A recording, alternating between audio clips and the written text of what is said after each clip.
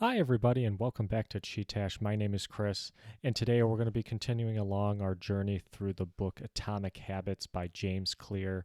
Today, talking about chapter 6, which is motivation is overrated, and there is a better way to cue or to start habits. And what James is going to talk about is that environment and the context matters more when you're trying to start a new habit. If you guys remember last time, we talked about chapter 5, the best way to start a new habit, and we talked about really two ways that you can go about doing this. One was the implementation intention, and the other one was habit stacking.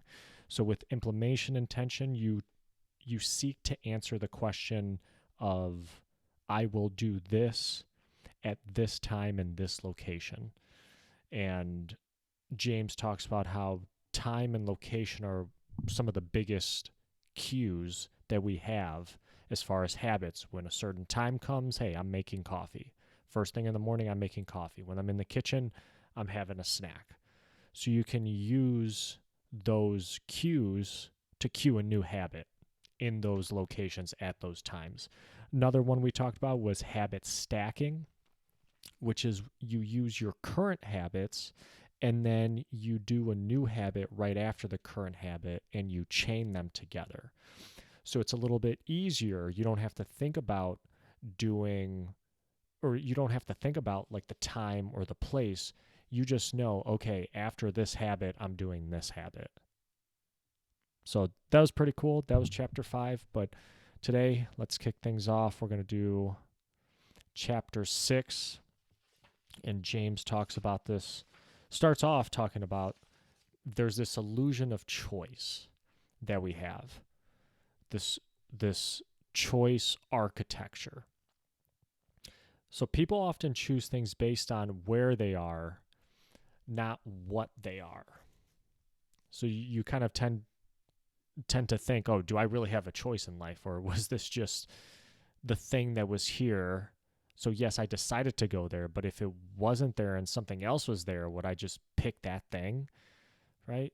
If the Starbucks wasn't on the corner, if a Big B coffee was on the corner, you would just go to the Big B. You're not like tied to Starbucks necessarily.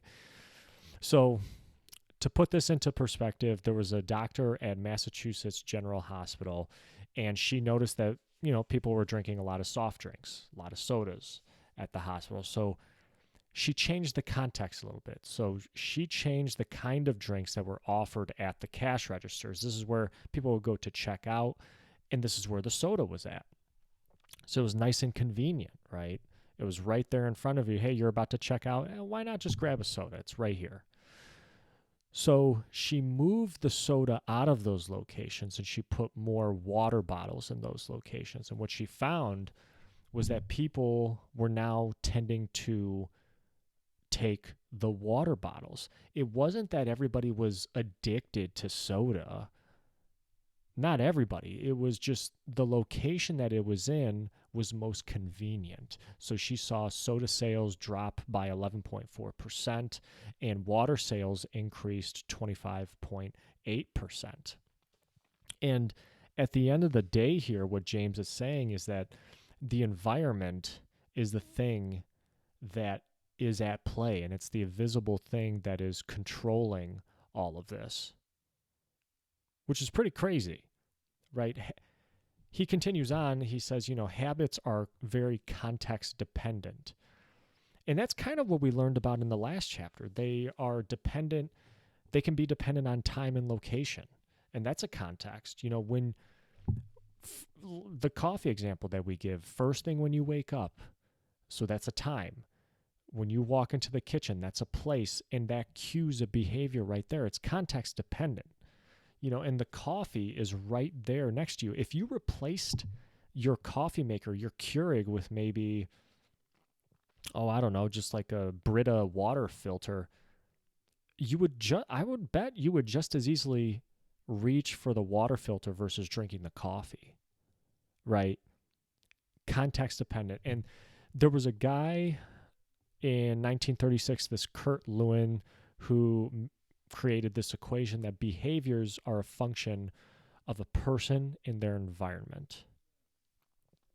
And that's kind of the equation that I have there. And this is what James is talking about. Behaviors come from the context that you are in at that moment. So to further illustrate this and to go along with this buying analogy is there's this guy, Hawkins Stern, who I think it was in like the 1950s. And he's the one who developed this suggestion impulse buying. So this is why you see products that are placed in certain spots in the stores. Like, for example, at grocery stores, the very expensive stuff or the stuff that a store wants you to buy is at eye level, and the cheaper options are kind of lower. You have to crouch down to get to them. There's a reason for that. Again, location, it's context dependent. Habits are context dependent. Same thing with end caps. I remember this from my time when I was a sales rep for a beverage company. We loved end caps. These are the things at the end of the aisles. We love these things. Any product that goes on those tends to sell more because it stands out. It's at the ends of an aisle. You're going to tend to remember things at the beginning and end of an aisle versus like in the muddled middle. And so James continues on that, we have 11 million sensory receptors and about 10 million are directed just towards sight. So a change in what you see can lead to a change in what you do. So how do you do this? Well, you can actually design your environment for success, James says. And he gives this example of these electrical meters in the 1970s in Amsterdam. And the people who had electrical meters in their house that were located in their living room tended to use less electricity than people who had electrical meters in their house that were in weird locations like their basement or maybe outside. Because when it's in your living room, you're more aware of it and you see it. So then you can kind of tailor your electrical needs based on what you see in the electrical meter. All of a sudden you see your electrical meter going haywire. Oh my gosh, we got to use a little bit of electricity. So he continues forward. It's easy not to do something that has no obvious cue. And that's the whole thing with this first law, this cue response. Again, cue, craving, response, reward. If you want to cue something, you got to make it obvious. So again, another example, and I never knew why these were here for the longest time, but you guys know, for the men out there, the stickers on bathroom urinals, it would be like a bug or like a fish. And I never knew why that was there, but then I figured it out. That was there to cue you to aim when you're going to the bathroom, to aim for that sticker so that there's less mess or splashing that happens when you go to the bathroom. And somebody had figured this out, and it cued a response that led to a decrease in cleaning costs by 8% a year. Crazy. Crazy that one little thing led to 8% drop in cleaning costs. So again, that's designing your environment to cue a response, changing the context. So if you want to start a habit, make it a big part of your environment. And again, like I said, the context is the cue. The context is the key here. So habits become associated not just to a single trigger, but to the entire context surrounding the behavior. So when you go out to drink, it's not that you maybe love the beer, but what you love more, you probably do love the beer, don't get me wrong, but what you love more is your relationship with your friends, the place you're in, the music, the atmosphere, right? The atmosphere as a whole. And yes, these are all things, right? But James wants us to remember that it's not just things in your environment. You should not think about your environment as objects, but think about it in terms of relationships. So your environment is filled with relationships, and your relationships with that environment is going to dictate how you behave in that environment. Case in point, you have the same couch in your house and you have a family of 4.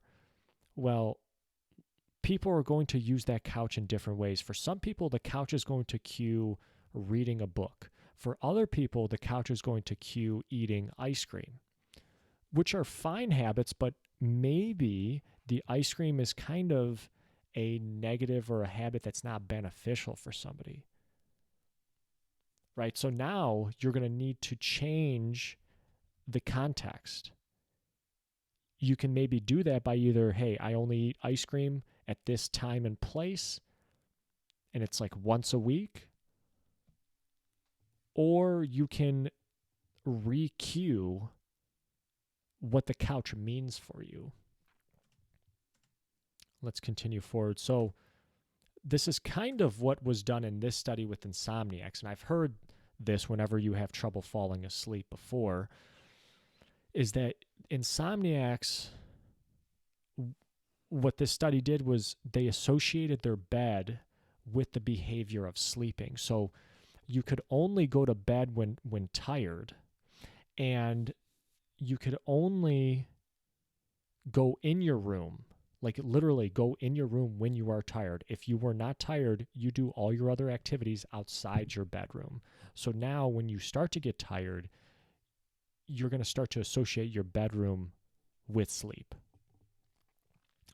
So the way to change a habit, another way to change a habit is by changing it to a new environment. Changing a new environment, because sometimes it's hard to get a habit associated with an already existing environment where you know you're going to do something. It's hard to associate your kitchen with anything else other than food, right? So you probably don't want to study there. Maybe, because every time you go in the kitchen, you're going to be distracted. There's food, there's coffee, there's drinks, kids are running around. So why not just go to a brand new environment? That might be a little bit easier to study. Go to the coffee shop, for example. You know, in this example that I have here, if you always play video games in the living room, well, find somewhere else to study where you're not going to be distracted by that. So where does your work side and personal side begin? This was a question that kind of James has in the book, especially working from home, because it's hard to have a personal side because personal and work kind of blurs together here at home.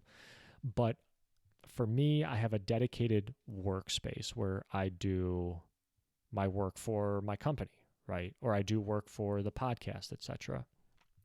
And then I have another dedicated space where I can play video games or read, etc. So it's kind of tough for those of us who work from home. You know, where does your work and personal side begin? And that's where you have to start thinking about your relationship to your environment and what behaviors you want in those certain spaces of your household. So I was kind of alluding to this earlier, but be careful about mixing the context of one habit with another. So one great example is smartphones. I mean, hey, we all have smartphones. We're all on them 24/7, some of us more than others.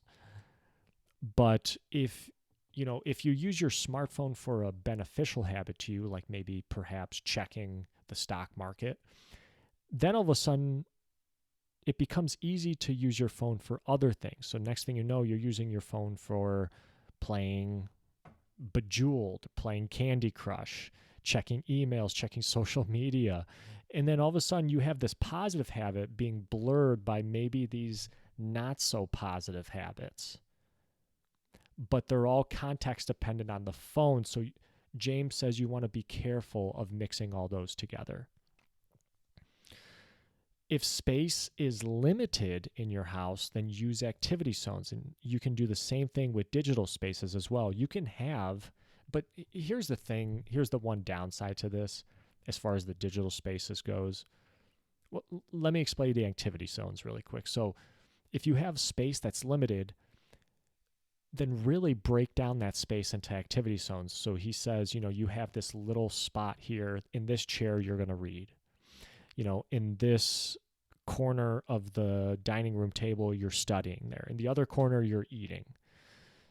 In your bedroom, you are sleeping and reading, etc. So you really break it down if space is limited. And you can do the same thing with digital spaces as well. However, this is very dependent on, just money. Like, this is going to cost more potentially. So you can have, maybe a smartphone that you only play games on, you social media on, you call people, text. That's like your fun phone, right? That's your going out phone. And then you have a computer that all you do on the computer is just write, whether you're writing a script, you're writing for your Substack, you're writing for work, etc. And then you have a tablet where you can do reading and you can maybe answer emails, etc.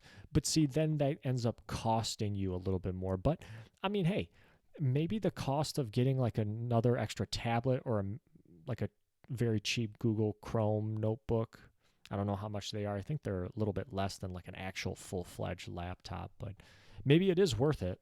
If at the end of the day your goal is efficiency and getting habits that are beneficial to you, maybe it is worth it. But just something to consider there. And then again, habits thrive under predictable circumstances. So when you create a stable environment, every spot has a purpose, every spot has a cue, and you're going to cue the habits that you want that are going to be beneficial to your life. So in summary, you want to change your behavior, you need to change the context. So you need to make cues of good habits very obvious in your environment, and you need to associate your habits with the entire context surrounding the behavior. If it's hard to change the current context or the behavior that you want, if it's hard to implement in the current context, well, then get a brand new context and build a new habit from there. It's going to be a little bit easier. And that's going to do it, guys. Thank you very much for listening. We'll be back next time with Chapter 7. And I think we're going to be pretty close. Yeah. After Chapter 7, we're going to be talking about the second law. Second law. So the first law was to make it obvious. The second law is to make it attractive. This is going to be the craving response of habits. So thank you guys very much for listening. Let me know if you have any questions. And finally made the YouTube partner program, full-fledged partner program. So thank you guys very much for making that possible. I really, really appreciate it. Look forward to more big things to come. Check out the podcast as always, and we'll be back next time. My name is Chris. This has been Chee-Tash. Take care, everybody.